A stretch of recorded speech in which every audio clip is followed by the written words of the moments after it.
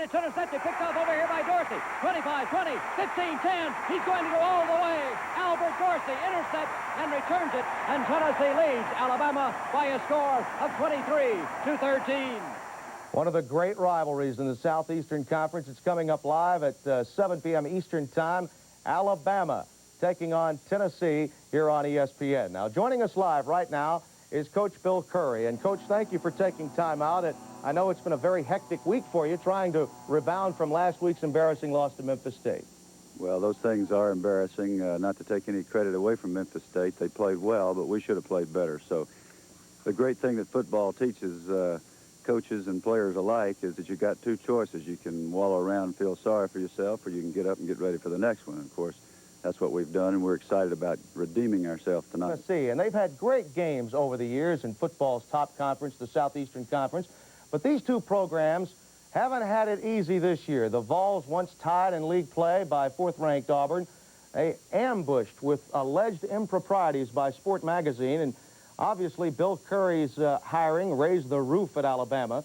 And after last week's loss to Memphis State, the roof began to cave in again on Curry. But the tradition between these two is rich. When preseason practice begins, players and coaches at Alabama point towards the third Saturday in October.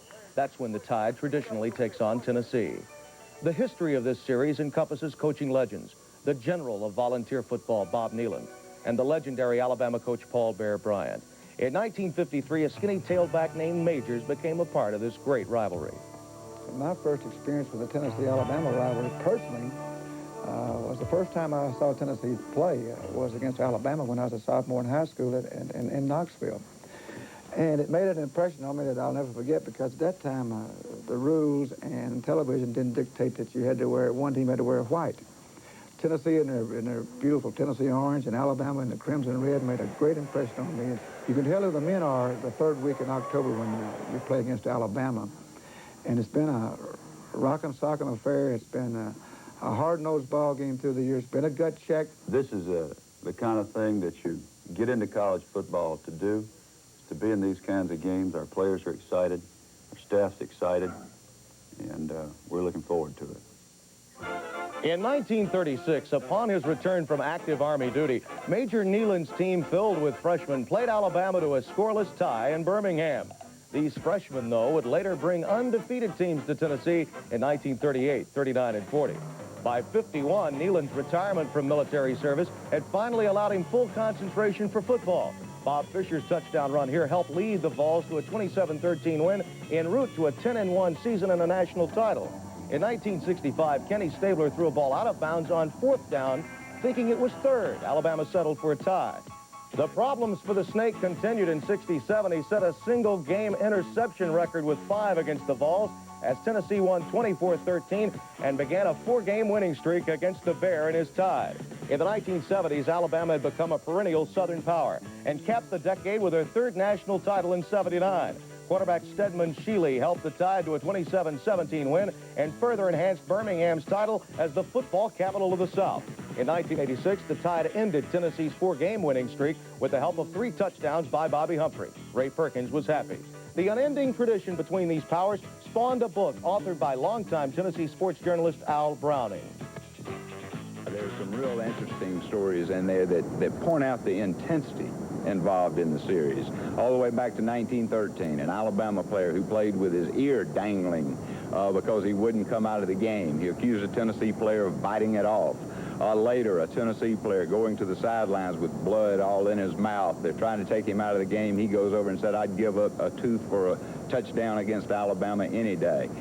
Alabama and Tennessee players colliding on the opening kickoff, both lying unconscious on the field.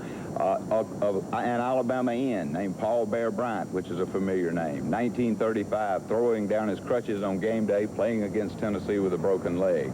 It goes on both sides. Tremendous intensity, tremendous tenacity in this game. There's a special aura about this rivalry that goes back to 1928 when great coaches were coming along, such people as Frank Thomas, Wallace Wade, Bob Nealon, to head up the programs. The rivalry developed then, but it hasn't gotten any less as the years have passed. And really only the last couple of weeks I've noticed when Coach Johnny Majors talks about this rivalry, he does it in almost reverent tones. And Bobby Humphrey, the great Alabama back, made the remark this week that the game to him is a game that's played on a pedestal because it's that important to the people. And what you really have, I think, is two great programs, two great traditions, pride of both schools, and I think that the games over the years have matched that intensity. Now, here are the standings in the SEC. LSU sitting in the catbird seat right now because they're 2-0. They only have really Alabama at home. That's a true test for them. Ole Miss, Mississippi State, and Kentucky today. Now, Kentucky obviously could get an L today in Baton Rouge. Auburn and Tennessee with no losses but that one tie. That plays a heavy, heavy role in convincing the Southeastern Conference that you're really a champion. Now, Bino Cook joins me now, and Bino, I'd like to get an idea of what you think of tonight's game, plus this rivalry. It does go way, way back, one of the great ones. Yes, it's a famous rivalry. The third Saturday in October started in 1928, and my advice to the people who live in Alabama or Tennessee or plan to move there, if you plan to get married on the third Saturday in October, nobody's going to show, and if you die on the third Saturday of October, you're not going to get buried until the third Sunday in October. These two teams don't like each other, as you know. It's a very important game for both teams. We have a funny score. Tennessee 20, Alabama 20. You know, Johnny Majors likes ties at Christmas and in the fall. So it's 20-20, Nebraska, Oklahoma State. This is a very important game for Oklahoma State. That we think will rival yours for excitement. It all began in 1901. Alabama and Tennessee slugged their way to a 6-all tie. It's famous. It's the third Saturday in October. It happens the third Saturday of every October for those who cheer the Big Orange of Tennessee and those who belong to the Crimson Tide of Alabama. It's not only a time to look forward, but a time to reflect. A time to remember men who made this series great. Alabama's Wallace Wade and Tennessee's Robert Neyland. A time to remember the importance of winning, demonstrated best by an Alabama player named Paul Bryant, who in 1935 played the game with a broken leg.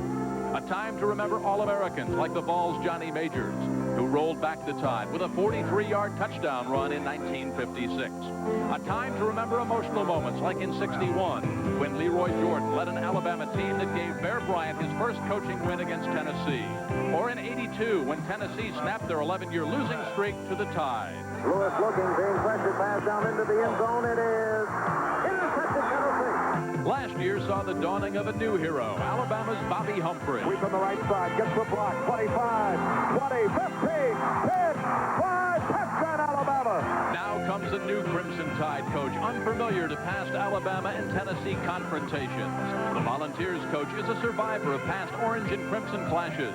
This year, Tennessee looks to a gifted freshman, Reggie Cobb. And the Alabama hopes ride high on junior Bobby Humphrey. Another third Saturday in October, history awaits the writing of a new chapter.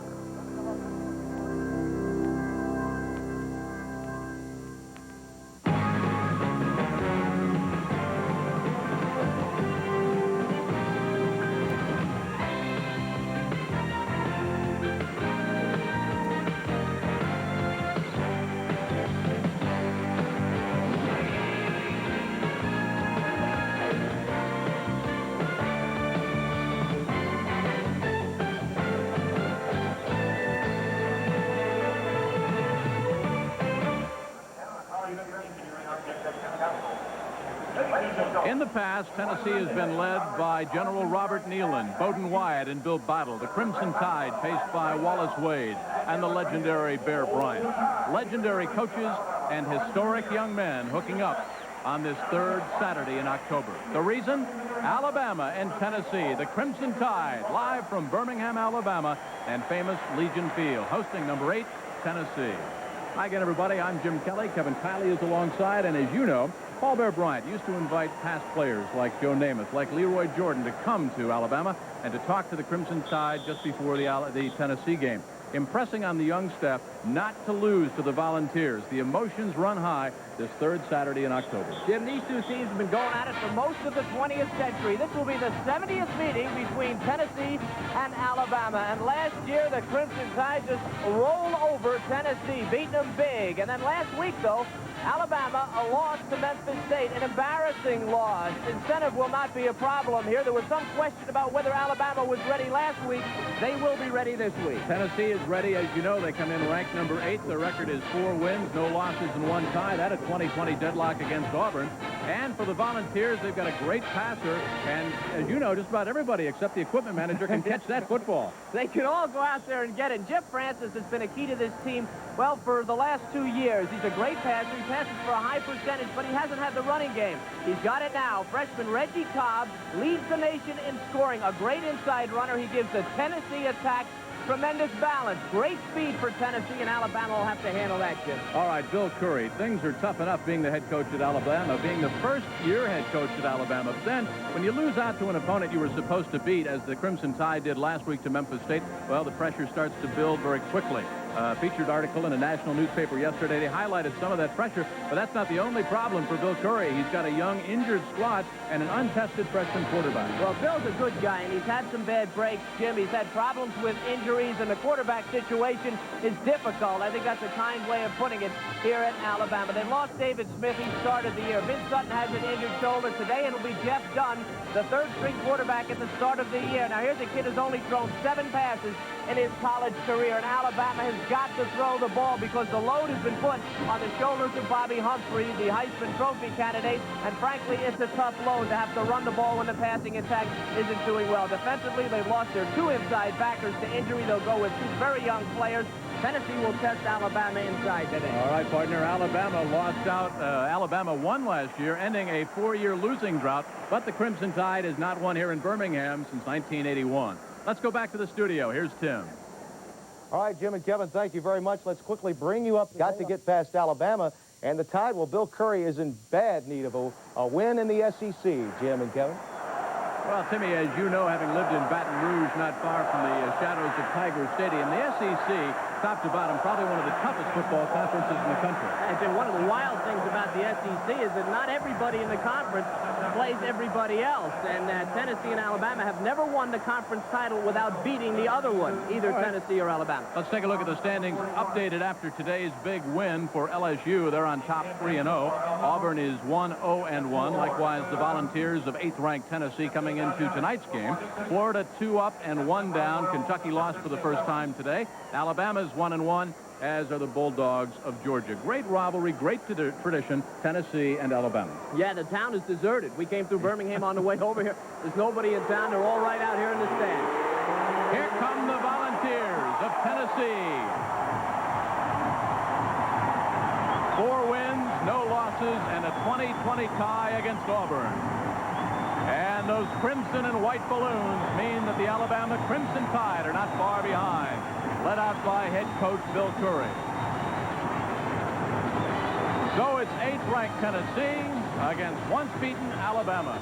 ESPN's live presentation of CFA football is being brought to you by Budweiser. Beat Wood Age for that clean, crisp taste. This Bud's for you. By Napa Auto Parts. Call 1-800-LET-NAPA for the nearest location. By the U.S. Armed Forces, it's a great place to start. And by Yashica, they put a new focus on photography with the new 230 AF autofocus. Legion Field here in Birmingham, and it's the 70th confrontation. Alabama and Tennessee. There have been 7 ties, starting with the first one back in 1901. Johnny Majors, the head coach at Tennessee, 52 years of age. He's in his 11th year as the head coach of the Volunteers, the 20th year as the head coach overall after stints at Iowa State, Arkansas, Mississippi State, and, of course, Pittsburgh. He won the national championship with the Panthers back in 1976. And Bill Curry, who will be 45 years of age next Wednesday. Bill, in his first year at Alabama, and, of course, the spirit here at Alabama, they had, Kevin, 32,000 for the Alabama game in spring practice. That's a tough place to coach for anybody. Bill's gotten off first to a great start against Penn State, beating a team easily that they thought would be a real dogfight. And then, of course, last week, the problem with Memphis State. Alabama is not like other teams and other places to coach in the country. It's a very difficult place. The fans are into this. They watch your every move, and you need to be successful at Alabama. There is number 35, Kerry Good, who averages just under 18 yards. Bobby Humphrey was number 26. And they're on their feet here at Legion Field. It is a sea of orange and white and crimson and white. The kick is a line drive kick into the end zone where Humphrey will go down on one knee. So let's meet the Crimson Tide offensively. Pressure on for the young man, Jeff Dunn. The tail of the tandem is Jeff Dunn, the freshman, takes the first snap. Play action shake. Dunn rolls to the right, pulls it back down. A pickup of 2, second down and 8. Tackled by Mike Kelly as we meet the Volunteers defensively. And anchoring that middle three, Brian Hunt. He's a big play. Guy's been out most of the year. This is a very solid front. The linebackers on the outside, Miller and Kelly, more physical than last year. Strong players. Inside, the long, excellent Kelly, Ziegler, the leading tackler, a good player. Secondary, the corners, world-class speed for McDaniel. Peppers is a hitter, a little guy, and the safeties are excellent too. It's a good defense. Spotted at the hash mark on the right side. Same formation. Crossed wide out, bottom of your screen. Bobby Humphrey explodes across the right side. Blocking by Bill Condon and Terrell Chatton. And an official's timeout. The clock is stopped. We're in the first minute of play. 14-16 left to go. The ball at the 27-yard line.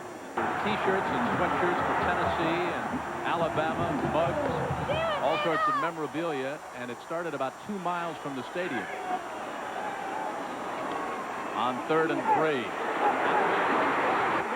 Dunn, the freshman, up to the 42-yard line. Whitehurst wide to the top of the screen. Battle wide left. 1st and 10 for the Crimson Tide.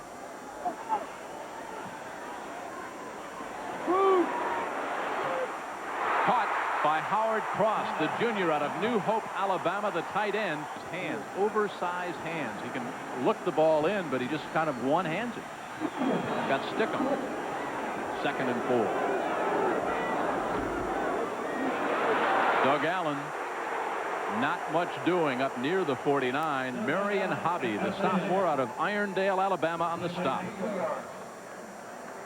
Marion Hobby, of course, had that excellent Liberty Bowl game last year for Johnny Majors. Talk about the Tennessee defense, the difference between the defense this year and last. Last year they had a rough time. They got manhandled by Alabama. Tide scored 58 points. They're a little more physical this year, the Volunteer defense.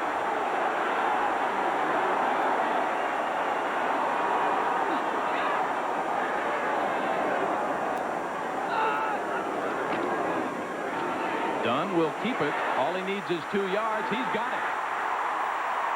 Deepest penetration inside the 45. Kelly play by the young quarterback again. 3 carries, 23 yards now for Jeff Dunn. 1st and 10 for Alabama. Dunn's first pass.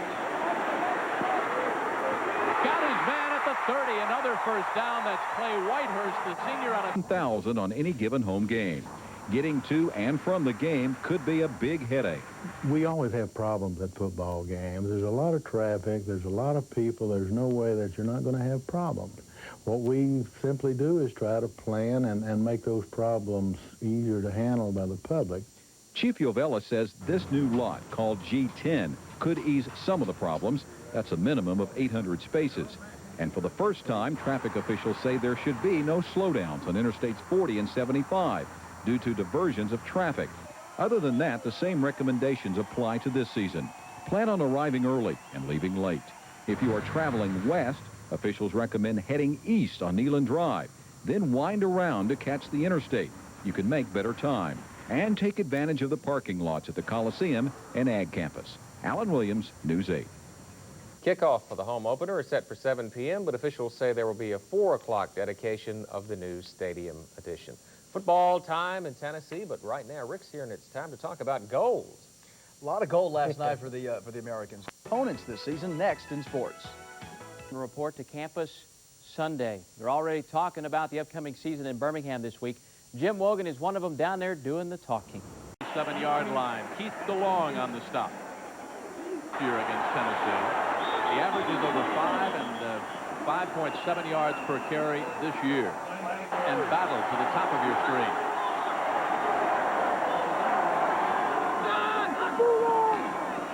Dunn, second pass. Will dive down to the 32-yard line. so he loses a yard. It'll bring up 3rd and 12. Darren Miller, the senior out of Flemington, New Jersey, on the stop defensively for Tennessee. And he had Marco Battle was clearing, running on a post pattern. He was clearing the secondary. Jeff Dunn just didn't have time to pick him out of there, but I know he'll go back and tell him. He was open deep. Doug Allen checks in now. He sends in the play, and there are 6 defensive backs in for Tennessee. Kelly Days, Tony Nelson, Andre Kramer, Victor Peppers, Terry McDaniel, and Cedric Klein.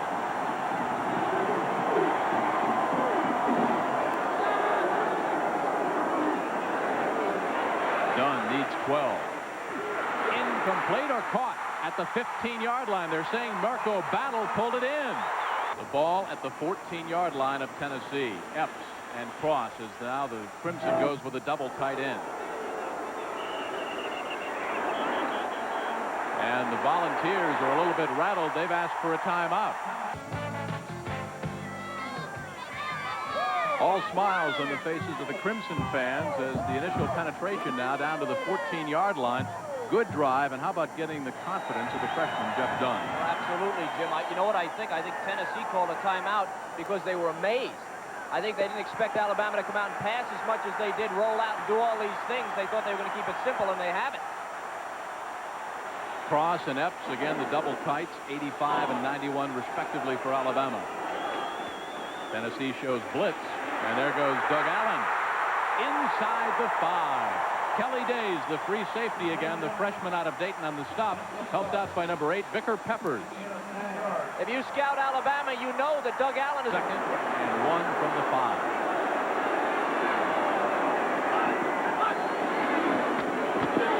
First down, going for the touchdown. Stacked up at the 2-yard line. Marion Hobby on his 4th solo. Dunn dives close to the goal line. Blocking over on that right side, the center. Looks to be a pretty good runner, too. That graphic may soon disappear. Knocking on the door from the 6-inch line. The Crimson Tide again. Stacked backfield. Dunn takes the snap. Touchdown, Alabama. John Wright out of Pritchard. There is Reggie Cobb. Alan Ward set to kick it off for Alabama. Cobb, who averages almost 23 yards on kickoff return, won't get it this time. Penalty flag down as it goes out of bounds at the 27. It's an interesting choice. I think they have a choice whether they want to take that or not. 30 after 5 yards has been walked off, and Reggie Cobb, 34, is still back deep. He cheats up a little bit near the 7-yard line, but this one is airmailed back to the 5. Reggie Cobb near the 22, gang tackle. Let's meet now the Volunteers offensively. Jeff Francis, not a great arm, passes for a high percentage, but very, very smart, and a good look at the man, Reggie Cobb. He's set the rest of the SEC on their ear. He's the leading scorer in the nation. Receivers, they're burners. They can fly, and Francis can get him the ball. Look out for all 3 of these guys. The tackles anchor what may be the best Tennessee line in a long time, and the 2 guards, Galbraith and Bruin, maybe the best in the nation as a tandem. Francis gives it to Reggie Cobb, the tailback. Not much doing. A pickup of 1 second. And up near the 25-yard line for a short gain goes William Howard, the senior out of Lima, Ohio.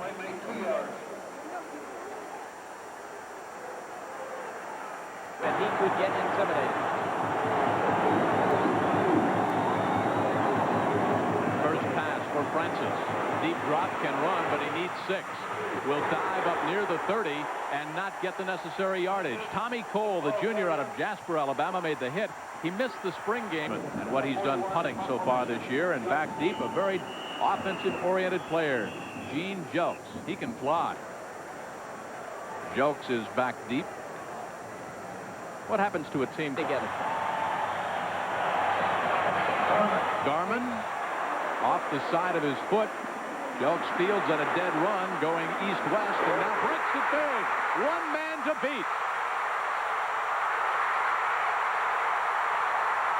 Touchdown.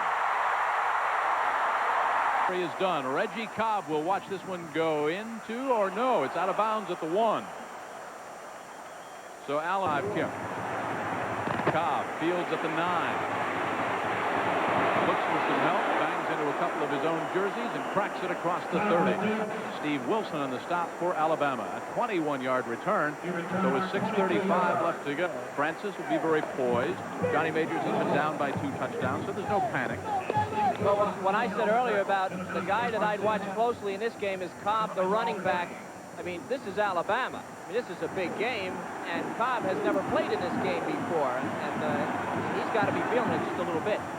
Cobb gets a rest. Davis is in. Francis goes airborne, wants it all, on the fly.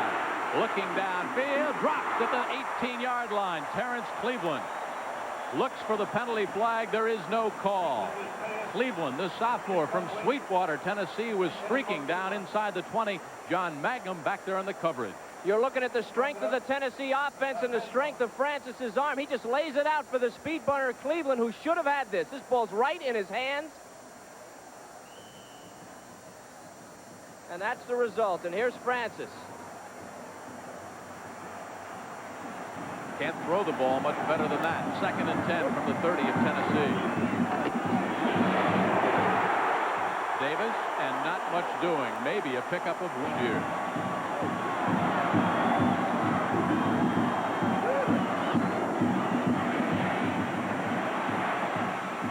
Woods out of bounds.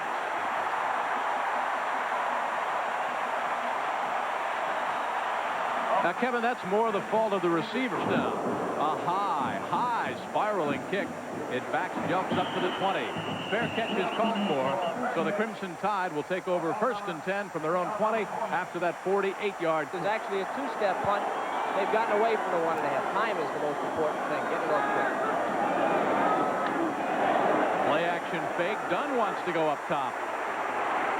Intercepted by Tennessee at the 37-yard line. Terry McDaniel, the senior out of Saginaw, Michigan. Pierre Goud was the intended receiver. The ball slightly underthrown by the freshman Jeff Dunn. Easy to underthrow the ball against McDaniel. Now, this is the strength of the Tennessee defense. This guy's a world-class sprinter, and you just about are going to underthrow everything you throw at him. He's got great speed. He's all over the receiver a little bit, but the ball's in the air, and they're both playing it. A great play by McDaniel. He's the best defensive back they have. A little ambitious asking Dunn to throw against him. Big defensive play right there for Tennessee from the momentum standpoint. Absolutely, You're right. From the 38, 1st and 10, Francis back in. Slashing off the left side behind Kevin Simons goes Reggie Cobb. That a freshman could get tight, and a tailback has got to be fluid. He tightens up, he won't be fluid, he won't make the cuts as quick, and it could affect his performance, so he needs to be loose. You can see Jeff Francis, the junior, out of Mount Prospect, Illinois, with an audible. Goes to the tailback. Up near the 45. Again goes Reggie Cobb in the grasp of Robert Stewart. Talking about Cobb, Kevin, the coaches said they knew how good he was. They didn't know how fast he was. Yeah, and he's a guy that just surprised everybody, I think, but he won't surprise anybody from here on in when he leads the nation. Pershins, Howard, Wilson, and Cobb now line up in the backfield. That's a 1st down for the Volunteers at midfield. William Howard, the senior out of Lima, Ohio, behind the big center, Todd Kirk, and the left guard, Harry Galbraith, in the grasp of Robert Stewart. They call Howard number 35. They call him Mr. Clutch. He scores a lot of touchdowns. He holds on to the ball, and he gets you those tough yards, and he did on that play.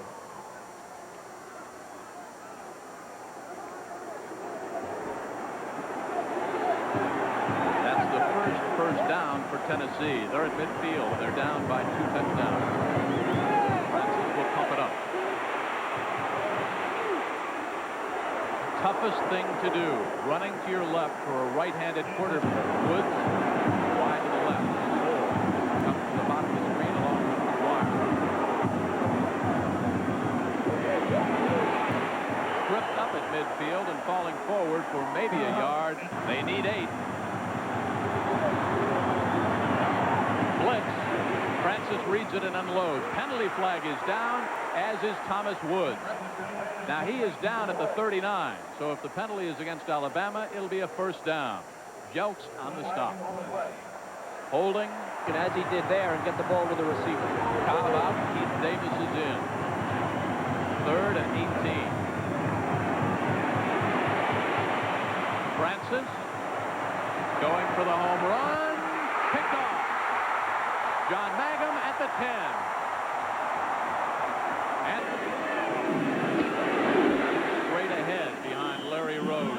Walter Schultz and Jeff Bentley goes Bobby Humphrey.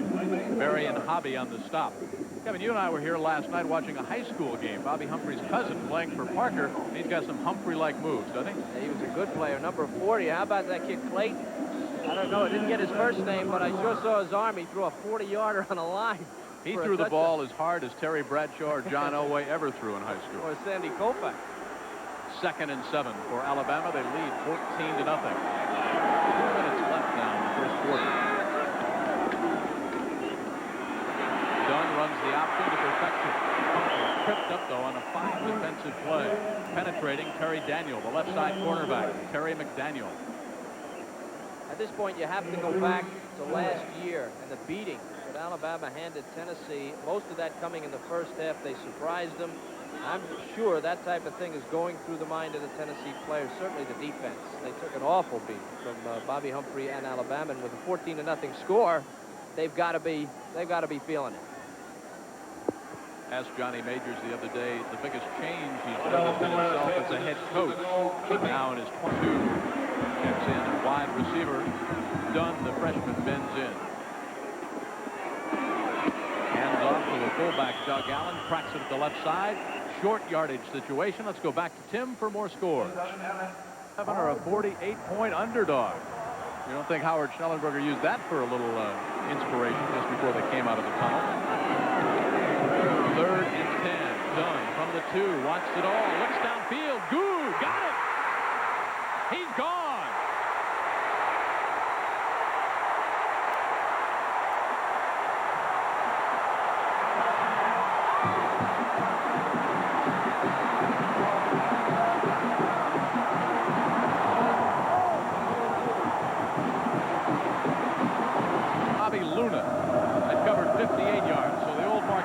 By 32. Ward hangs it high, hangs it deep. Cobb will bring it out. Up across the 30, check at the 22-yard line. Well, that's upset. They're behind by 3 touchdowns. Francis will put it up. Wide open. Woods, first down for the Volunteers. A 17-yard pickup. Well, so far this game has gone completely in reverse what we expected out of Tennessee at the end of the first quarter. Here we've gotten out of Alabama 21-0. That's the end of the first quarter.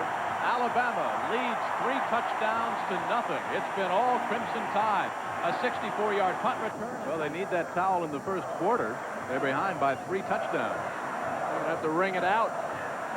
That towel was only $18.95 outside the stadium just before the game, right? Yeah, I got a case. From the 39-yard line, first snap, second stanza, 1st and 10 for the Volunteers. Howard and Cobb are your running backs. It's Cobb coming at you. That's a tough yard. 63-yard punt return. This reminds me of last week's game, Pittsburgh and Notre Dame. Pittsburgh played a perfect half. Tennessee, in the process of it, certainly a perfect first quarter.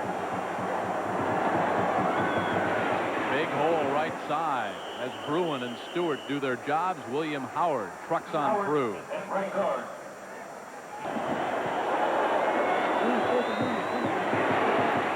First down for Tennessee at the 44 of Alabama.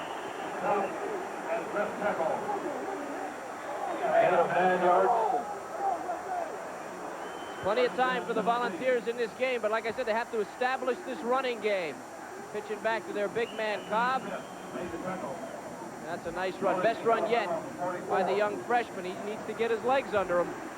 The coaches say he is big, he is fast, he is shifty, and he's the most natural runner at Tennessee since Johnny Jones.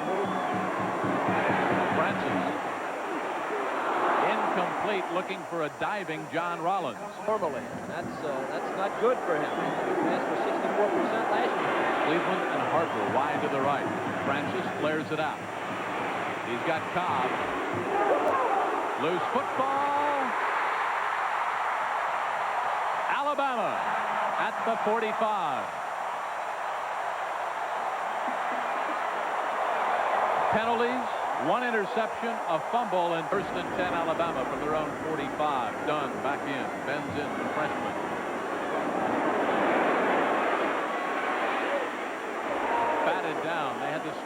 set up, and Marion Hobby deflected it.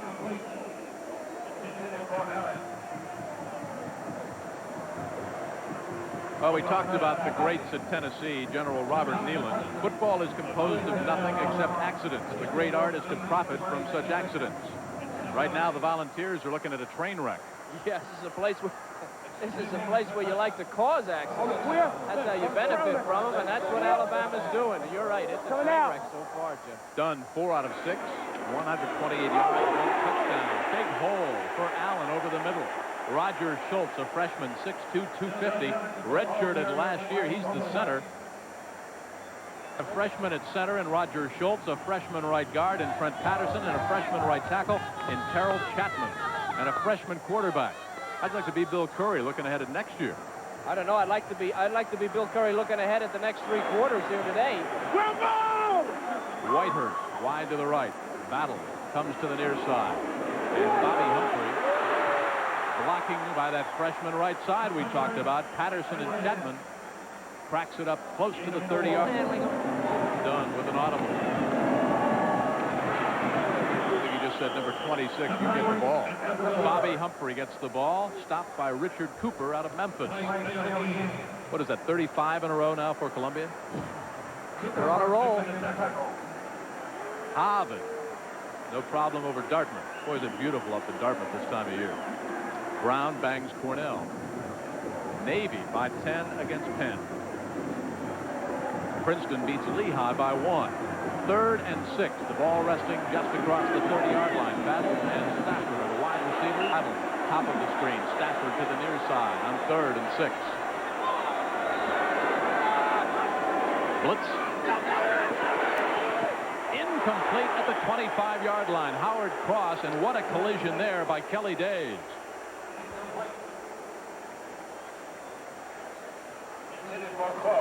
Well, this is just great defense by Tennessee. They come and then they cover on the young guy. Now, they're all over him. Here's the last half of that play. Steve DeLong, great play by him. Man coverage on the blitz, and that was a big down for Tennessee. They could not have afforded another touchdown. Now they've got to stop the field goal somehow. Philip Doyle will try a 47-yarder out of the hold of Larry Abney. On its way, and it looks good.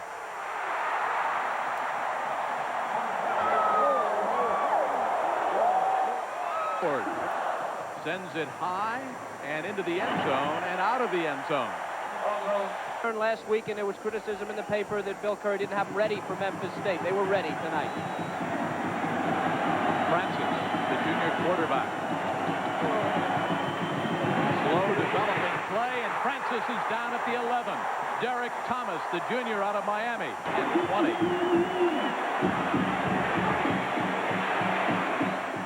Picked off at the 28-yard line by Lee Osment, the sophomore, out of Anderson, South Carolina. Turnovers for Tennessee, and they're already down 24-zip. Humphrey is down at the 28-yard line. Kelly Ziegler, excuse me, on the stop, helped out by Marion Hobby. Sorry, Jim. Last year, Alabama murdered Tennessee on the sweep. They ran the same play 28. 2nd and 7. The I-pro set. Allen and Humphrey are the running backs. Dunn pulls it back down, and he's down near the 25. For 27 yards. 3rd and 4.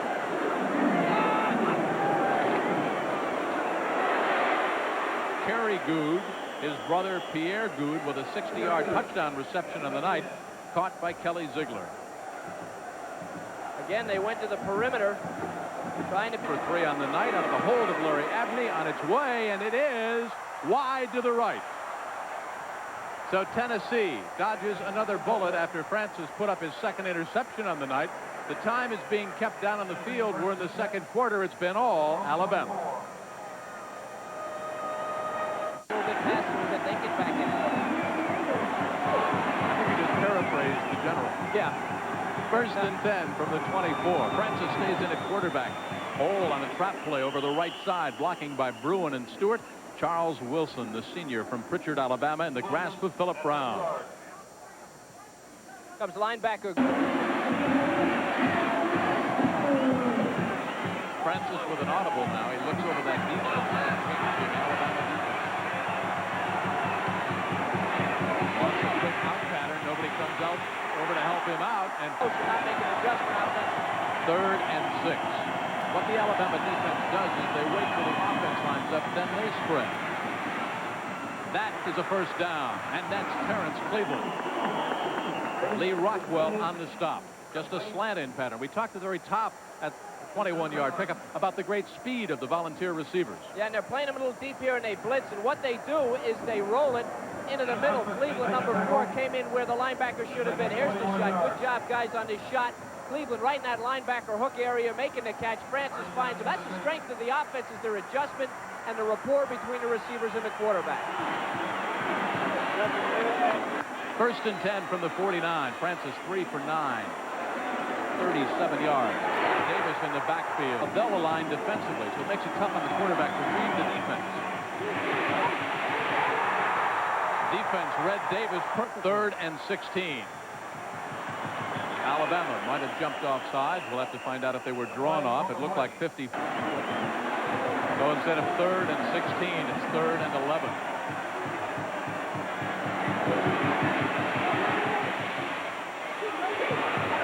On extra effort, Keith Davis will break it for a first down.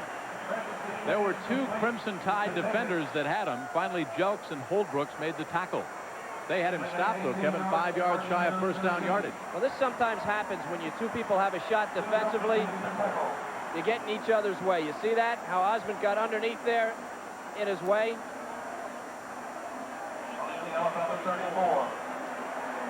The line of scrimmage, the 34 of Alabama, the deepest Volunteer penetration.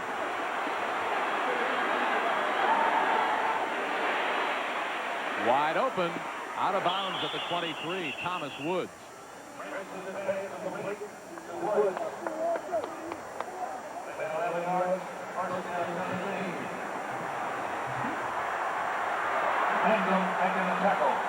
Other scores, Colgate over Army. That's the final. Holy Cross and Gordy Lockbaum big over Lafayette. Or Lafayette now leading Davidson. From the 23, Francis again with an audible after that Crimson Tide defense waits for his team offensively to set up. There goes Keith Davis across the right side, blocking by Bruin out of Knoxville. 2nd and 7 coming up. Late in the drive, they've got Keith Davis in the game. He was a great running back. 2 years ago, he injured his knee. Number 28.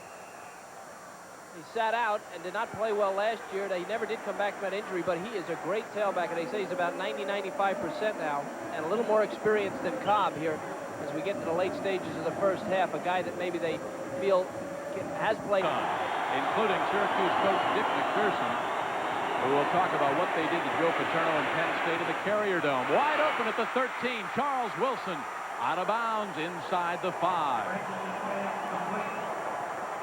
Francis now starting to heat up. Jelks bumped him out of bounds. Unofficially, 4 minutes left in the first half. You see the confidence that Johnny Majors has in that man, Francis. Not only did he not take him out, they go right back to that passing game. The control passing game, he is a very accurate passer. It's almost like a running game, and they're moving up the field. I think Francis saw Sanders warming up on the sideline. He said, uh-oh. 1st and goal from the 5. An audible again by Francis. Cobb is back in at the tailback. He's got the ball. And he's got it down to the 1-yard line. Lee Rockwell on the stop. The freshman, 6'3", 204. Redshirted. Howard, Wilson, and Cobb in the backfield. Side of the field. If they roll, they'll roll to the wide side to their left offensively.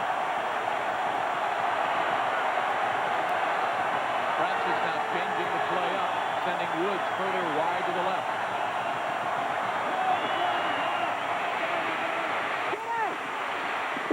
Dropped in the end zone. Terrence Cleveland. Sanders. He's a quarterback. Might be alert for a play fake. Hash mark right side, a 20-yarder is on its way, and it's up and good. So the Volunteers in the final 3 minutes of the first half are on the board. Johnny Majors applauding, but meekly. His team down by 3 touchdowns. Well, they showed a couple of things on that drive, Jim. They showed they could move the ball, which if you're going to talk about anything at halftime and you're going to not sound ridiculous, you have to have something positive to talk about. So they've not been shut out. They have 3 points, and they did move the ball. They know they can move it against Alabama. So you can go into the locker room and talk about those things and get pumped up for the field. They'll fight for it at the goal line, and Kerry Good, 35, will bring it out. Look out! Tripped up at the 20. Otherwise, he had big yardage. A 21-yard kickoff. If you're Alabama, Kevin, you get conservative. I would. They'll keep it on the ground and keep the time running down. Across the 26 goes Donovan on the right side. At the bottom of your screen, Pierre Good.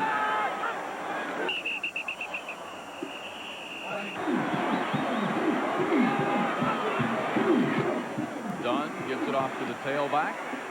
Not much doing. Straight ahead goes Kerry Good, number 35, out of Town Creek. A minute and a half left to go in the first half.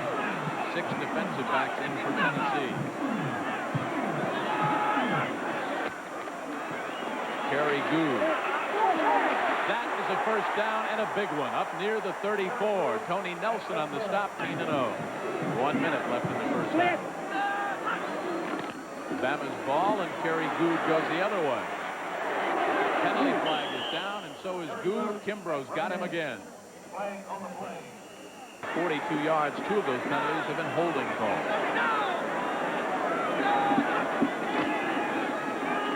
The fullback, John White, who has a touchdown, crosses the 30-yard line. Time has run down. 24-3. Alabama on top over Tennessee. Let's go back to the studio and our host, Tim Brando. We're surprised. A time of possession heavily in the favor of the Crimson Tide. But I think what's so surprising, the fact that Alabama's out passing a team that gets off the bus throwing the football. Yeah, well, I think when they started out and they established their quarterback Dunn as a legitimate quarterback, it took everybody by surprise. This entire stadium, me, and certainly the Tennessee defense. He's definitely been the key to the game. All right, let's take a look at those first half statistics right now. The big turnover factor is, of course, one of the key stats. Passing yardage, well, 90 of those yards came on one play for Alabama. We talked about the turnovers. The first one led to that 90-yard at halftime. Well, I think you need 3 touchdowns. The first thing you have to start with, I've been in these games before, and the thing you have to start with is you don't give up any more points. So you go to the defense and you say, fellas, don't give up any more points. And then you go to the offense and you try to figure out a way to get 21 points. For Tennessee, that should not be so difficult a task. They have a very balanced offense. I think they need to establish the running game and throw the ball in the hole, over the middle, to the receivers. The only problem with that philosophy, that's what Alabama will give them. Certainly, the problem with that is it'll take a lot of time, and time is not something that Tennessee has, being down 3 touchdowns. All right, partner, as you know, it's a great series, and this game is a long way from being over. Alabama and Tennessee, the second half kickoff coming up. And there is Reggie Cobb, who averaged coming into this game just under 23 yards per kickoff return. But, Kevin, he's been stymied so far. Yeah, they have 0 return yards in terms of punting. This, of course, is a kickoff. It's deep. It's end over end. It's Cobb at 1 yard in. Good return of 25 yards. He cracks it across the 24. 1st and 10 as Francis brings the Volunteers out. Francis in the first half, as far as passing, 6 of 13, 80 yards, 2 interceptions, and he was sacked twice. But he was 1 of 6. Remember, he was 6 of 13, but he was 1 of 6, Jim. So he had a pretty good second quarter. He's a veteran quarterback, a lot of poise, a lot of experience, and the offense on this team is probably the strength of the team if you had to rate offense and defense. From the 25, it's 1st and 10, and the I-Pro set. Wilson's the fullback, Cobb is the tailback. Wilson tells Cobb to play, and here we go. You get it. And Alabama's got Cobb. As you pointed out, they give the quarterback nothing to see until the last minute, but now he's audibilizing as he has much of the first half. It's a check with me offense. They're checking with number 34, Reggie Cobb. Willie Wyatt's got him. The sophomore. Alabama checks their defense. 3rd and 5. Francis fires. Got his man in a first down at the 40-yard line. McGuire, the senior out of Memphis. John Mangum on the stop. Mangum with the interception. No audible here, which may be a tip-off to Alabama when it's a pass play. Maybe he doesn't need to audible. Good pass, good catch by McGuire for a first down.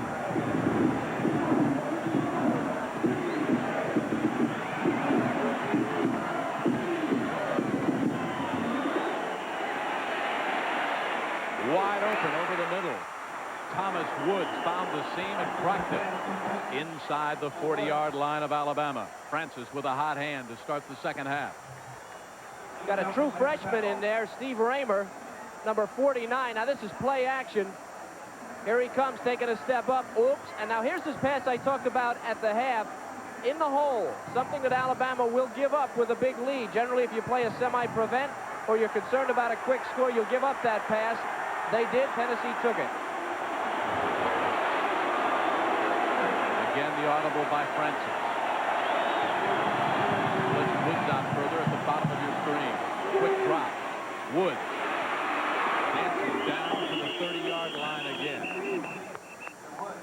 There's a pass that I saw Tennessee run to perfection in the Liberty Bowl with Francis and his receivers. And when you have great speed and they play off of you, that thing should be open all day. When you don't have that play, well, here's your audible. Okay, here's Francis again with an audible. Now he's going to that play. Pat the helmet.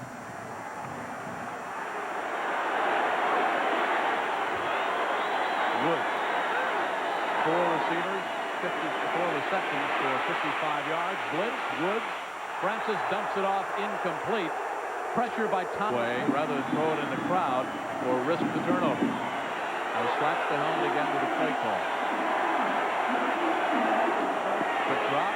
Woods again. Got it. And look out. Down to the 21. Had he gotten away from Gene Jelks, it was touchdown. Well, there's that play I was just talking about a minute ago. What I meant to say was, if the thing is open short and you complete a few, you get Jelks coming up or the corner, whoever's playing a corner coming up, and you can get that wide receiver by him for the long one. Now, this is something they didn't do in the first half, but they've always done and done well, Francis and his receivers. That's going to make Alabama come up tight. When they do, look out long. Woods now 5 catches, 64 yards. The audible is the backs, Davis and Wilson chips. There's the fullback, Charles Wilson. 5 Crimson. Howard is the fullback, blocking for Cobb. Inside the 20, and willingly for Tennessee. They trail by 21. Flare by Francis is incomplete at the 15. After it.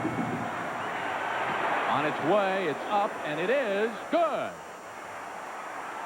Tennessee chipping away. It was 24-0 Alabama. The Volunteers fighting to get back into this game. Let's take the time out.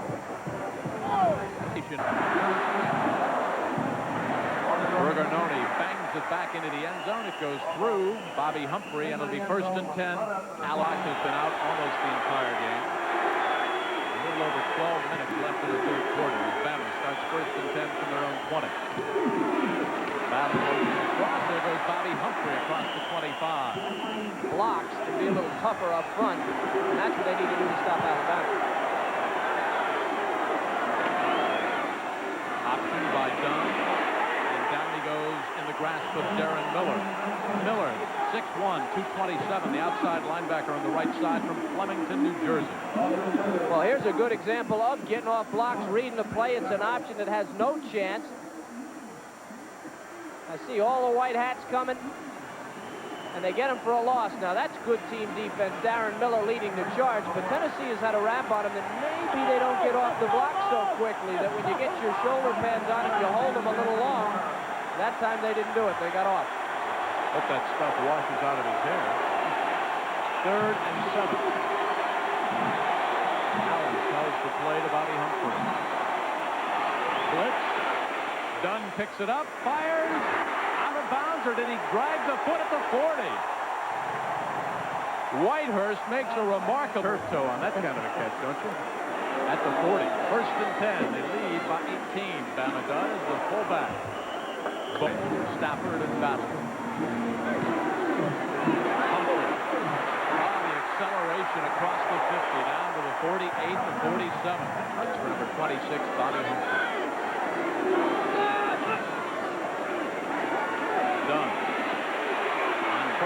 10 will scramble. Great catch by Humphrey out of the backfield, and another Bama first down at the 28.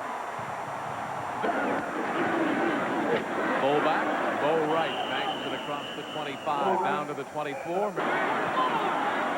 Maybe one sits on each side of the field. Pitch back to Humphrey. Nothing doing. A loss of 2. 3rd and 9 coming up. Keith DeLong on the stop. 3rd and 8. It's done. Diggs in. Hold him out. Hold him out. Hold him Middle's out. wide open. He flares it out, and it is almost picked off at the 12-yard line. Looking for Mirko Battle, the super sophomore, down at the 12, and back there in the coverage, Terry McDaniel had a shot at it. That's a 3-yard field goal try. Watch it. He nailed it. Out of the hold of Larry Abney, Doyle is at a 34 deep. Ward hangs it high at the 3. Dribbled by Cobb, picks it back up. Look out, Cobb, the freshman, on his way. Tripped up from behind. That little dribble and the coverage actually outran. We'll take a timeout with Bama leading by 21.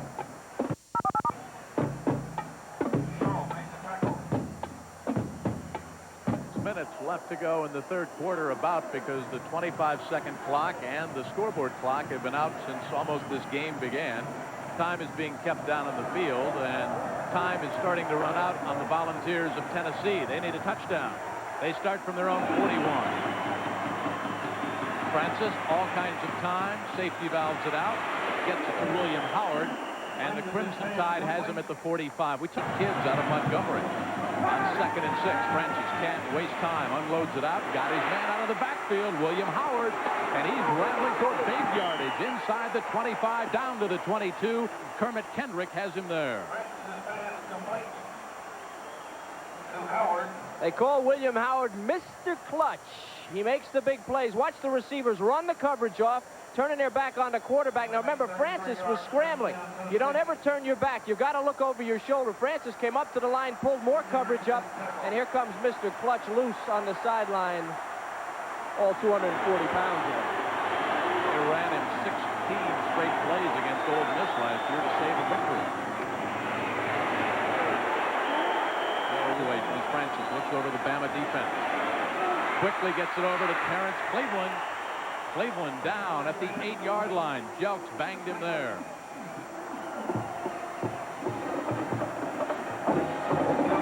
Johnny Majors, things heating up now. This is a big touchdown drive. It's almost as if the clock being broken is helping Tennessee. I think it helps keep their mind on their offense, and they don't worry so much about time running out as they do running the offense. This thing's been on 15 minutes the whole game. Running down toward the Tennessee end of the stadium where the Volunteer orange and white are. Keith Davis upended at the 5, loose football, and Bama's got it. Jelks.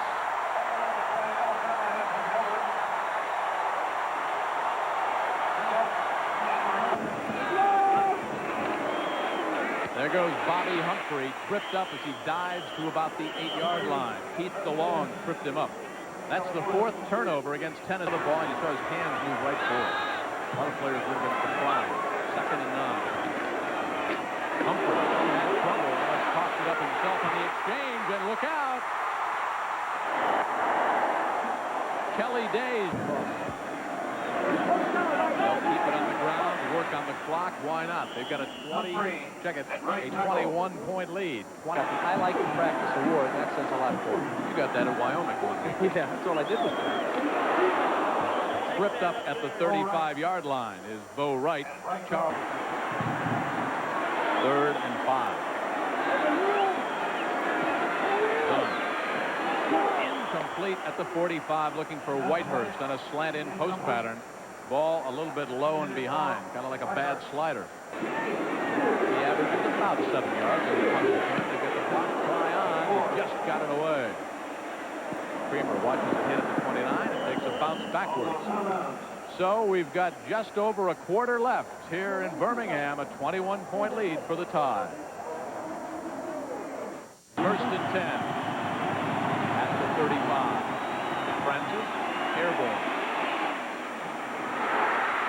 up the volleyball drill. Picked off Alabama again.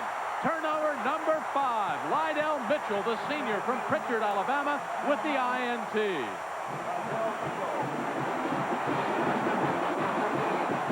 1st and 10, Alabama going for the jugular now. Dunn airmails it. Punt inside the 5. Clay Whitehurst. From the 5.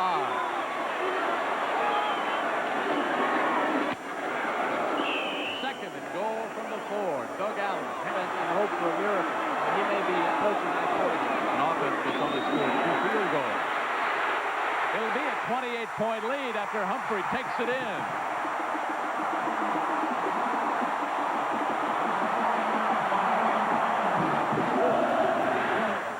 It is high, it is deep, it is end over end, and Cobb will bring it out 3 yards deep.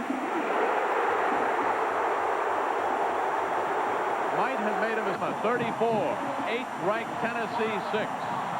Kylie, I'm Jim Kelly, and welcome back to Birmingham. A 28-point lead, or a 28-point deficit for the Volunteers. Bending in is Jeff Francis. He's gone all the way. They can't waste time. It's batted backwards at 2nd and 10. Watch Bobby Humphrey, who grew up right here in Birmingham, playing. The crowd got the more Cokes. People bought and selling Cokes because he knows they sell more Cokes. 2nd and 10 from the 10. Deflected, and this one is almost picked off again at the 15-yard line. Raymer, the freshman, number 49, back in the coverage. Now what you're seeing here is the danger of falling behind by 28 points to a team that has excellent athletes, and no matter how good your passing game is, becoming predictable. These guys are covered, and Francis has got to force it into them. Carolyn Curry, Bill Curry's wife, just went behind our ESPN broadcast booth, blowing kisses. Big smile. Met Carolyn last night. She was here watching that high school game. They had a big press reception. Francis needs 10. Fired up near the 18-yard line and falling forward to the 20, but shy of first down yardage goes Terrence Cleveland. Mike Smith, the junior out of Gainesville, Florida, on the stop. Nice job by Terrence. 5'8", 149 pounds. He was able to drive, even though he was short, and put his shoulder down. Now, how about this? 4th and less than a yard. You're behind by 28 points, and you punt. You like the call? I really don't know what I would do. To be absolutely honest with you, I don't know that the offense has really shown an ability to get a yard in this game, so I don't know what I would do. I think you've got to go for a yard. Punt the ball away, you might not get it back again for 4 more minutes. You give it to him in good field position. At the 43-yard line. Of course, obviously, they were hoping for a turnover. Yeah, now, after he dropped it, I think it's indicative. I think another thing you have to consider is that I don't think Johnny Majors wants to get his team blown out. The rest of the season is very important at Tennessee, and he doesn't want to lose 50-6, and if he starts giving up 20-yard drives, he could very well. Storyline Birmingham, 17 points off of turnovers early. Jeff Dunn, the freshman, having a career night. Bobby Humphrey, what you expect. And Tennessee on the ground, non-existent. Well, that's been a key. They fell behind so early and so badly that they never did establish the running game.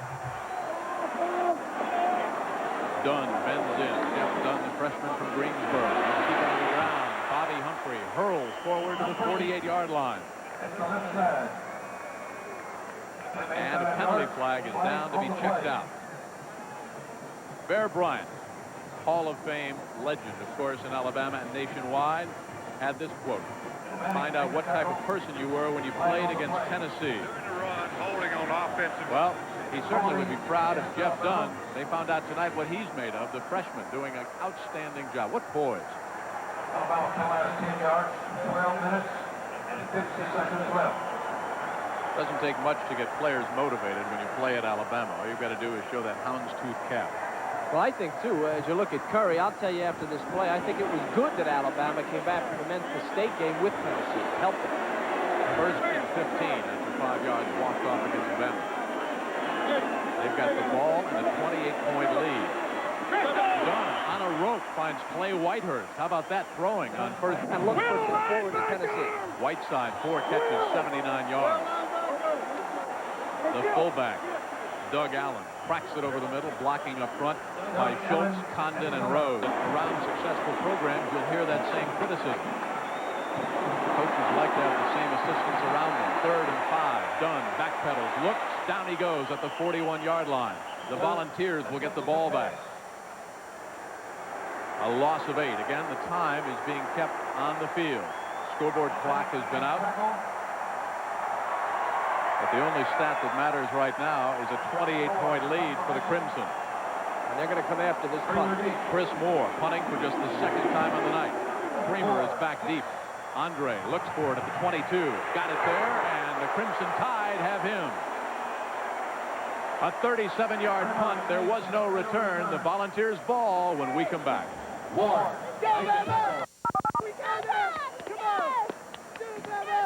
Go on this game.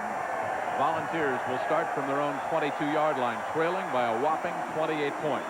Tennessee came in 4-0-1, ranked number 8 in the country. Let's go, Carl. Big fast. Again, the long count and the audible.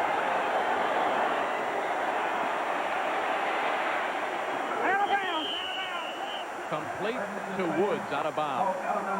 Well, there we are up in the broadcast booth. Kevin Kiley with the wave. I'm Jim Kelly. It was 24 years ago today, October 17th, 1953. Tennessee and Alabama played, and right in this booth, 2 very famous alums from Tennessee and from Alabama. Mel Allen did the play-by-play. Lindsey Nelson did the color. Each from the opposite school. They stood side by side, toe-to-toe. The game ended in a tie, and when it was over, Mel Allen closed off the broadcast and said, "Linz, we're still friends." First down at the 41-yard line. Nate Middlebrooks, tackled by Shannon Felder. Well, Jim, we've only got about 12 minutes to go. I hope we can keep our friendship. We've got a second. Lindsey Nelson back in Knoxville, Tennessee, watching tonight's game. Lindsey, all the best to you.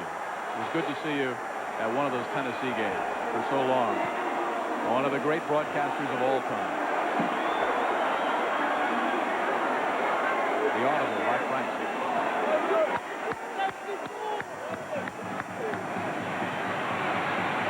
Safety valves it out. Caught by Howard. Howard hammers his way out of bounds at the 49 of Alabama. Howard goes out of bounds. A lot of big upsets, including this one going on. Georgia losing to Vanderbilt. Osmond made the tackle. Florida State, no problem against Howard Schnellenberger and Louisville. Memphis State by 11 against Tulane. UTEP by 10 against Lamar. Zip to zip, Oregon State and Arizona. They will measure to see if it was a first down. And while they do, let's see how the 2 quarterbacks have done tonight. Francis and Dunn. I think a lot has to be said for the line of Alabama, too. Dunn has had a lot of time to throw. He really hasn't been pressured, and that was something that you fear with a young quarterback. But the difference, the 3 turnovers, and Dunn has a 90-yard touchdown pass. Well, certainly the efficiency factor, Dunn way ahead. He's been so efficient and so crisp in his handling of the offense and a leader tonight. It was a first down from the 48 of Alabama. The Volunteers scrapping to get back into the game. They need a couple of quick scores. Francis airmails it. Picked off. That's the 6th turnover. Greg Gilbert, the junior from Decatur, 6'2", 205. Comes up with another interception. The passes that he's tried to float in, his touch has not been good tonight. Francis, I'm talking about. Now, this is a ball he has to drop over the defense, and look, he's just not getting it done. Those passes are very, very short, and it's about the 3rd one he's thrown like that tonight that just has not gotten over the defense. 6 turnovers, 4 of them interceptions. Not a good night for Francis. A tough night for the good young quarterback. A good, very good young quarterback, I might add. 1st and 10, Alabama from their own 35. Around 11 minutes left to go. Dunn will put it up. Wide open. Whitehurst, again, his 7th reception, and he's tackled close to midfield, a pickup of 12. You get the feeling Bill Curry's starting to enjoy this, throwing on 1st and 10 with a 28-point lead. The thing about Curry that amazes me is that we were in his office. He was so calm and feeling like, and he had problems, folks. I mean, quarterback problems, linebacker problems, and he came into this big game and handled them all. Another 1st and 10. There goes Bobby Humphrey hammering his way inside Volunteer territory again, down at the 47. Brian Hunt, the senior middle linebacker out of DeSoto, Texas, on the stop. That line, Larry Rose and Condon up front. Number 77, Condon loose in the secondary. Not good. And Humphrey knows where to go. He gets right between those sevens and pushes his way for 74 yards and 15 carries. He's also scored a touchdown. But he has not done it all, and that's been a key for Alabama. And helped sell some soft drinks for his fellow vendors. On 2nd and 4, there goes Doug Allen. He's 5'9", 200 pounds. We just talked about Condon. Now, he's a great, great offensive lineman, but there's more to this story. A couple of years ago, he was stabbed in what appears to be a medical miracle. I may be overdoing it. Not only is he back, but he's playing very well and a leader for Alabama, doing a fine job on the offensive line.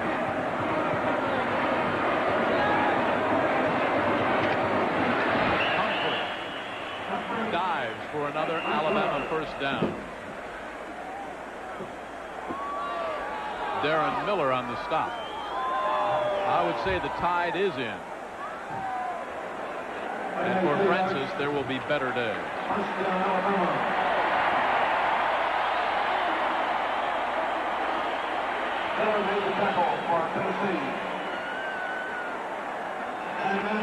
The ball at the 42-yard line of Tennessee. The game has been played almost entirely in Volunteer territory. Whitehurst at the top of the screen, and Pierre Gould down at the bottom. Humphrey. The tail of the tandem, they would say. Down to the 33-yard line where Tony Nelson made the stop.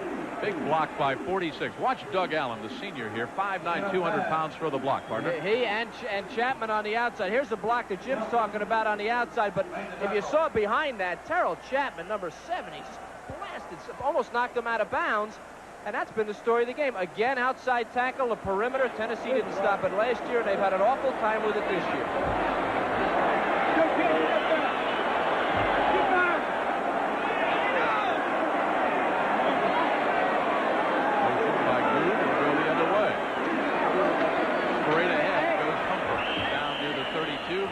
Has him there. How about Bill Curry in his first year in Alabama? Replaced Ray Perkins, who went down to Tampa Bay to coach the Bucks. Took over, walked into the office, saw wood parquet floors, saw 5 Oriental rugs, picked up the phone, called Ray Perkins and said, what kind of a man has an ego that needs an office like this? And signed the contract before he'd seen the office. He took the job before he had seen the facilities. And folks, these are as good a facilities as you'll see anywhere in the country. He said it jokingly, Bill and Ray are good friends. But it's a rather impressive sight. And we asked Bill what it's like to recruit when you have a youngster come in there. Dunn unloads. Receiver turned it outside, was bumped out of bounds, incomplete. Well, you walk into that office where they have statues of Bear Bryant. They have national championship rings mounted behind a glass case. Wood parquet floors. Looks like a banker investment office. Not too tough to recruit a young man, is it? No, you could throw a 20-yard out in there if you wanted to try him out right in the office. But the one thing besides a great office, and the most important thing that Ray Perkins left as his legacy here at Alabama, a great academic support system. The best Bill Curry said he's ever seen. 8:20 left to go. Humphrey. Whoops. They got him by the jersey. Penalty flag is down. Tracy Hayward, the sophomore, on the stop. He was recruited as a tight end.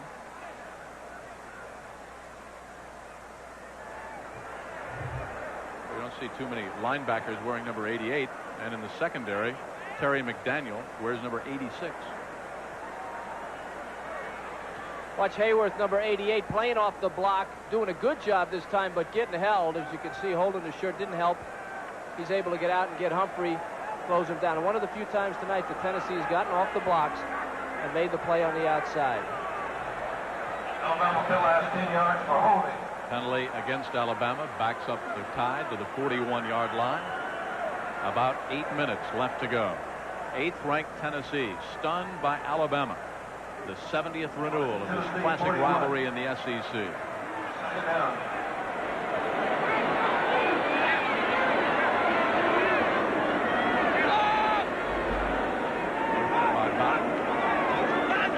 And by Dunn, who will put it up. Humphrey at the 37-yard line. Tackle secure by Kelly Ziegler. It's the guy Richard Cooper. Now, Cooper has been one of the stalwarts of the Tennessee defense the entire year. He's having a great year. He did not start tonight because they switch off, but he's a guy that was tossed off the team at the end of spring practice because of his attitude. They let him come back, take the physical test. He passed. He's completely reversed himself. Andre Creamer was another one, completely reversed himself, changed his entire attitude, and now is a big part of the team. My hat's off. Century mark rushing tonight. 3rd and 16. The freshman dumps it off. Incomplete. Looking for Humphrey out on the flat. Pressure by Hayworth and by Cooper, the man that Kevin was just talking about. Watch 77 and 88 chasing down Jeff Dunn. And also you have to watch Dunn. The one thing you can tell about a great quarterback is he feels pressure. Watch Dunn. Dunn sees it coming. He just naturally drifts away from the pressure. There are quarterbacks that don't do that. In his first start, it's instinctive. Guys have it. He's got the ability. Rich, who owns a 52-yarder, or Doyle, excuse me, this is Doyle. On its way. Short and wide to the right. Philip Doyle out of Birmingham missed, so the score stands 34-6. Tennessee trails big. Out here, it's me alone against the course. But in the financial world, you need all the help you can get. You need the PaineWebber Army behind you. Even golf legends can use some financial backup. PaineWebber is ready to roll, putting all its resources at your command. We believe the quality of life just might depend on the quality of your financial services. Thank you, PaineWebber. Now that's the kind of army you want behind you. How do other Japanese imports see the 1988 This one, Kevin Kiley. No, certainly not. I didn't. Thought this would go right down to the wire. Well, you haven't predicted one. Yeah, I'll get one. How many we got left? About 7. Oh, I'll get one. Colorado, Oklahoma next week. I'm not picking that tonight. No, I'll wait 3 minutes. 1st and 10 for the Volunteers, and it's almost picked off again. John Rollins. Well, we talked about the SEC schedule. Kevin pointed out that in the SEC you don't play everybody every year. And that sometimes can be a problem. LSU 3-0 will be at Ole Miss as of tonight. Alabama, Mississippi State. Those are the games that they have left. As you see, they do not play Auburn this year. Auburn 1-0-1. You saw that. Alabama will be 2-1 after they win this game, which they certainly will. Kentucky lost today. They're 1-1. And then Georgia. Francis again, airborne again, chased out of the pocket again. Unloads on a safety valve to Charles Wilson. Bumped out at the 42-yard line by George Bethune.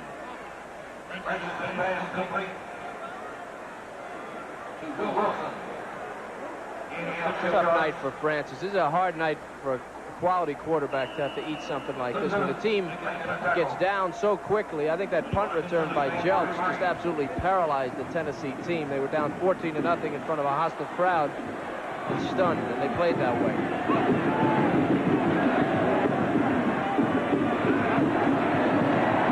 Francis needs 4. Wants more over the middle, and he's got it for a first down at the 33. Nate Middlebrooks or John Rollins. It's Rollins out of Knoxville. John Mangum on the stop. Well, Rollins is a walk-on tight end. The reason you see these patterns is because Alabama, again, I said at halftime, they'll give you that thing because they know they can surround the carrier of the ball, keep him in the field, and let the time run. And that's why the defense plays the perimeter. From the 33, Francis looks, fires, first down at the 13 to Terrence Cleveland. Now, there was a pass, Jim. Now, there was a pass that he's had trouble with all night. He did get it over the defense. Not much pressure from Alabama. They're playing pass defense. Now, this is something he had to touch on this when he was able to get it over the short part of the defense. See that? And to Cleveland. Cleveland goes out of bounds. The defense giving him that and him executing. Good play. Howard, the lone back. Francis, post pattern, incomplete in the end zone for Terrence Cleveland, who has 4 catches, 64 yards on the night.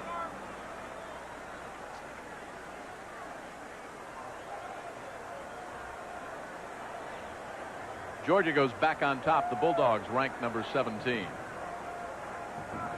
Memphis State stunning Tulane again in the second quarter. And back to the fourth quarter here from the 13-yard line. Francis looks over what's been a crushing Crimson defense tonight. At the 5, now down to the 4 goes Vincent Moore, a freshman out of Memphis. Kermit Hendrick on the stop. Hurry-up offense for the Volunteers.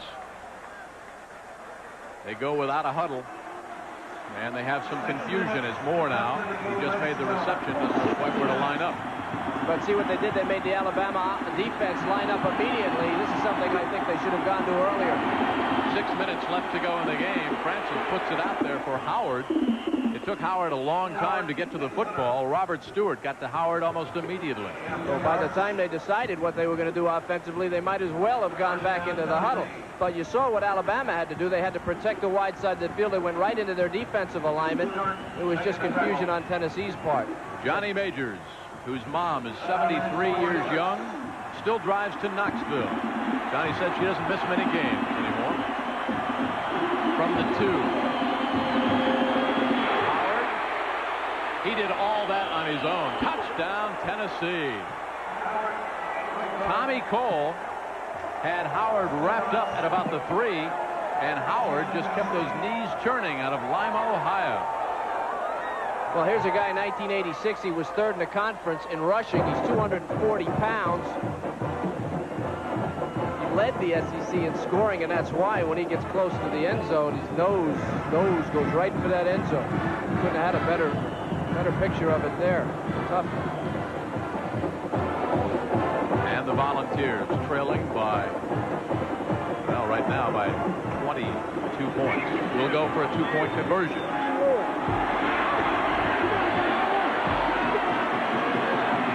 Motion by Woods, split out by Francis.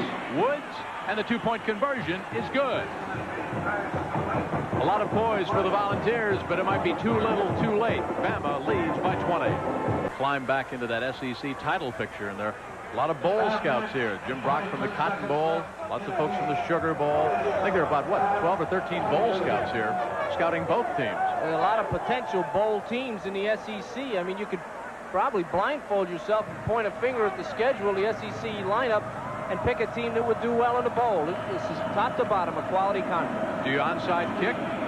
Yes, you do. Adam Epstein.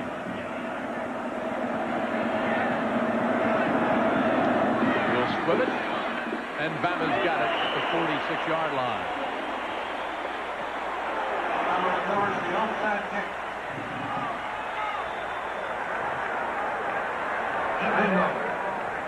It's been John Mangum's night. There's the young freshman. Jeff Dunn out of Greensboro. Played a flawless night and shown an awful lot of poise. Not easy playing here before virtually a home crowd after a big upset last week by Memphis State. Pressure, a lot of eyes on the Crimson. See how they respond to that loss. They fake the end around. There's a load down at the 36-yard line. Kimbrough's got him. Johnny Major. His dad was a high school punter. His dad was a football coach. He coached men's and women's basketball and baseball. Yeah. And Johnny Major's talking to him. He talks a lot about his dad, Shirley, and Hunland High School, and the fact that he played against his dad once. His dad said, "My boys will never beat me again," and they all went to his school the next year, and they had a tremendous winning streak. It's a great family, great tradition. Wayne Shaw cracks it straight ahead. Johnny Majors, as a freshman, scored 2 touchdowns against his dad. And some of the coaching highlights, of course, that national championship at Pitt. They went 11-0. They had the Heisman Trophy winner and Tony Dorsett. Well, the story about that Iowa State job, he called his dad. Before he took the job, he was undecided. And his dad said, sounds like you want to take the job. The only thing I can tell you is lay your ears back and go after it. He's been doing it ever since. He's one of the more successful coaches ever in college football. On 2nd and 6, Alabama by 20. Bobby Humphrey explodes around that right side for a gain of 7. Kelly Ziegler has him there. Well, you know, talking about that great record, there is Bobby Humphrey, the great record of Johnny Major. Paul Bear Bryant was a great influence on Johnny Major's life, as well as his father. Paul Bryant tried to recruit Johnny Major to go not only to Alabama, but tried to get him to go to Kentucky. When Bear Bryant was the coach there, tried to recruit Johnny and his brothers. Humphrey, 20 carries, 106 yards now, has cracked the century mark.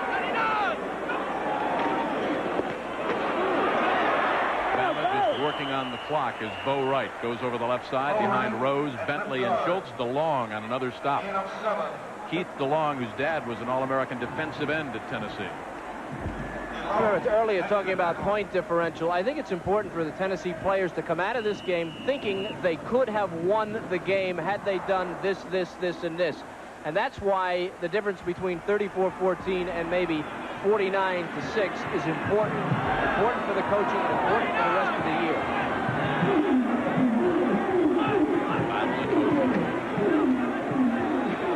Dunn just keeps it himself. And Tracy Hayward made the tackle. Marion Hobby also helped out. Hobby made a tackle.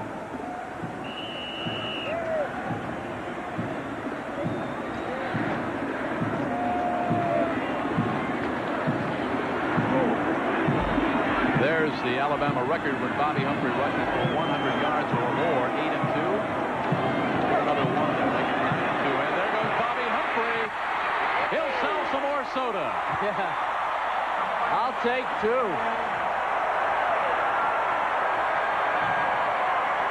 Every time he scores, he thinks about the vendors in the stands because he was one. And as Kevin said, they always sold more after Alabama scored. Crimson Tide fans like to hoop and holler. This is the toss pitch out of the eye. They ran it 28 times last year. They could have run it all night and did tonight.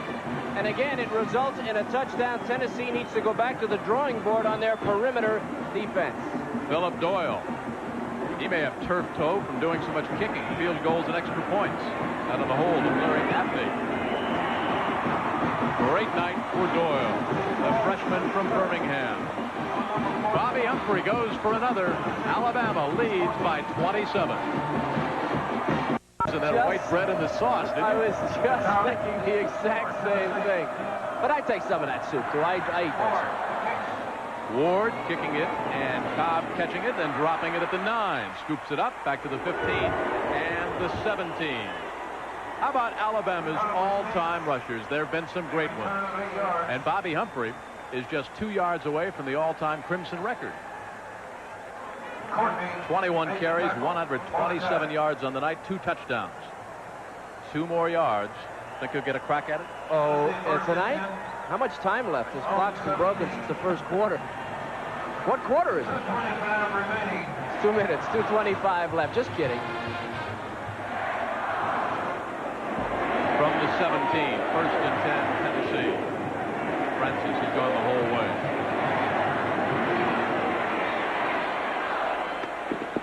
Great diving catch at the 26 by McGuire, the senior from Memphis, a transfer from UTEP.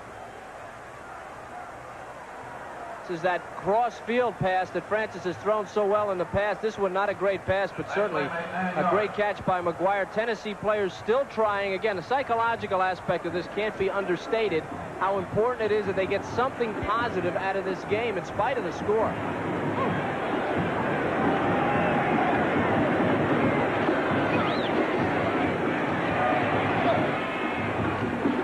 First down at the 45-yard line. Nate Middlebrooks. Quite a story here for Vernon Wilkerson, who's actually, Kevin, in his 6th year, because Well, because the NCAA granted him an extra year. He was in that automobile accident, the tragic accident in which George Scruggs was killed a few years ago. It was last year. It was in spring of 1985, a couple of years ago. And what happened was he was not ready to play after a year, and he was a great player prior to the accident. The NCAA, in a rare move, they rarely do that, granted him an extra year. And Wilkerson is the last player that Bear Bryant recruited at Alabama. So with Wilkerson goes the end of the Bear Bryant era, at least where the players are concerned. A great player in his time. He has not fully recovered from the accident. He's not back on the floor he once was in.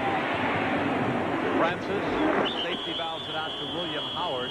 Francis now 23 of 38, but 4 interceptions. Wilkerson, by the way, one of 9 children. Played football at Troy State, 4-year starter there. Can you imagine being the last player that Bear Bryant recruited? I would have loved to have been the last player that Bear Bryant. I would love to be associated with that man in any way. And in fact, as you go around town in Tuscaloosa, which we did the other day, the love is overwhelming, and the tributes on every corner for Bear Bryant. He certainly made an impact on college football and on the University of Alabama. Understatement. Drop at midfield. Middlebrooks.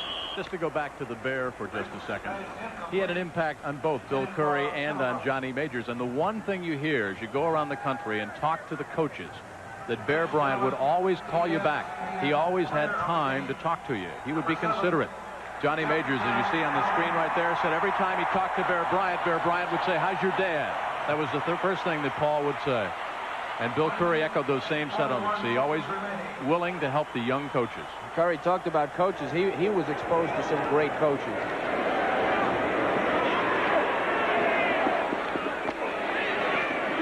Close to first down yardage at the 44 goes Howard. Ramers got him there. Triple header Saturday on ESPN. Coming up next, San Jose State and Fresno State. Jim Sweeney's Bulldogs like to throw the ball. San Jose State does too. Greg Papa and Dave Logan will have it for you next. Hurry up offense for Tennessee.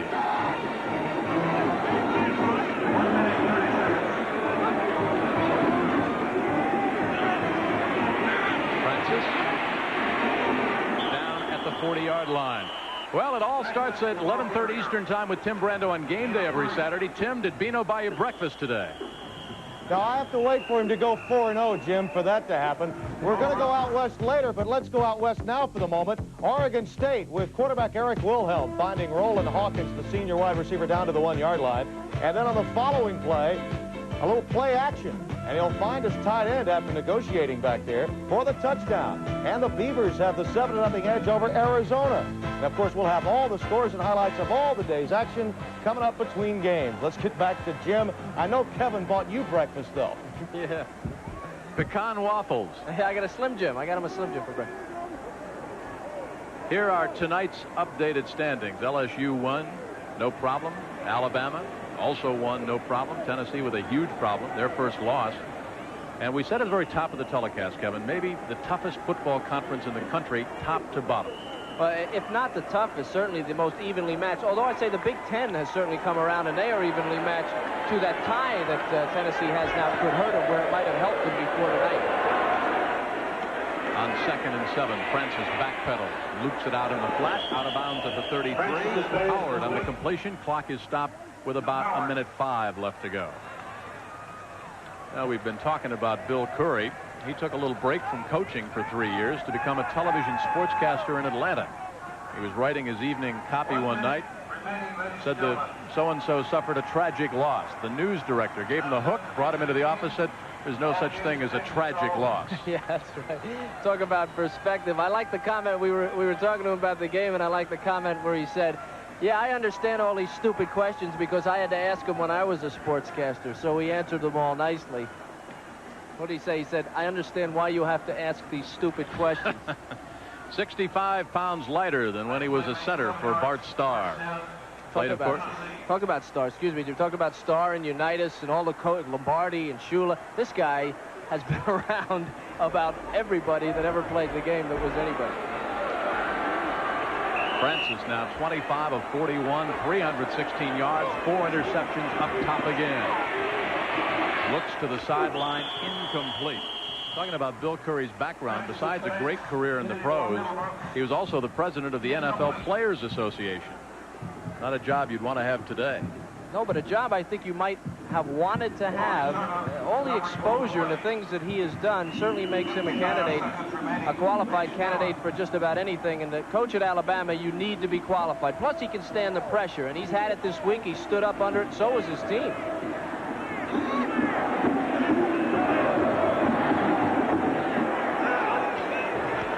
Second and 10. Francis looks, fires over the middle, got his man inside the 10. That's John Rollins. Touchdown.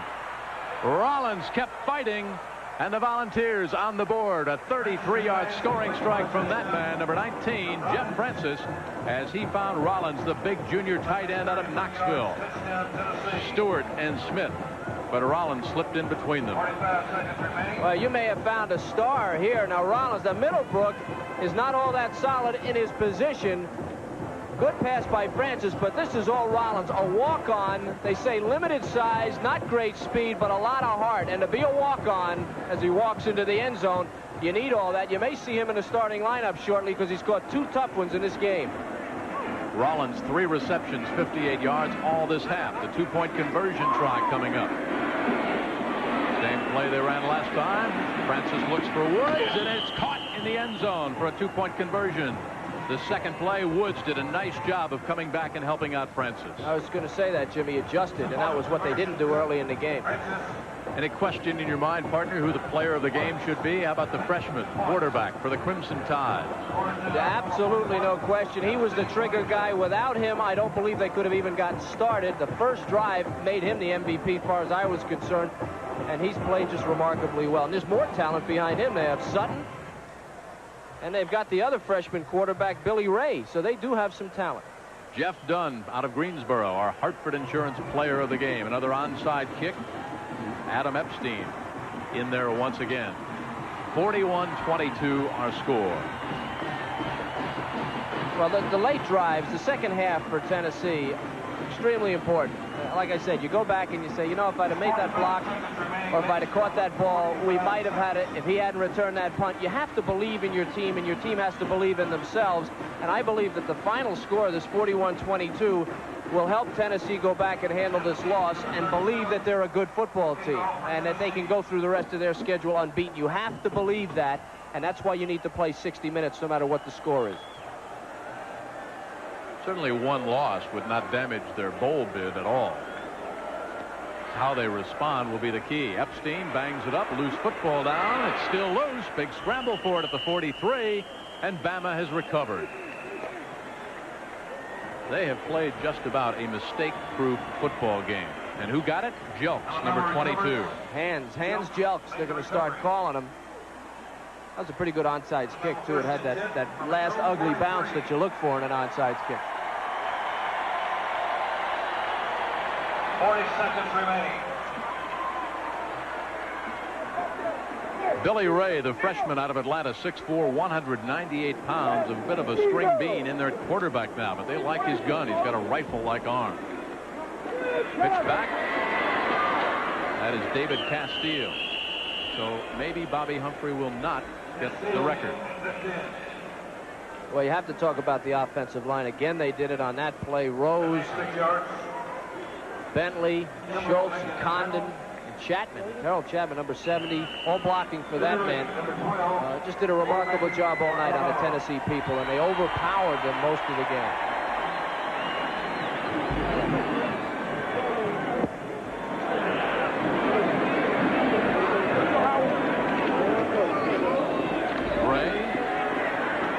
Wrestled down at the 47-yard line by Tracy Hayward.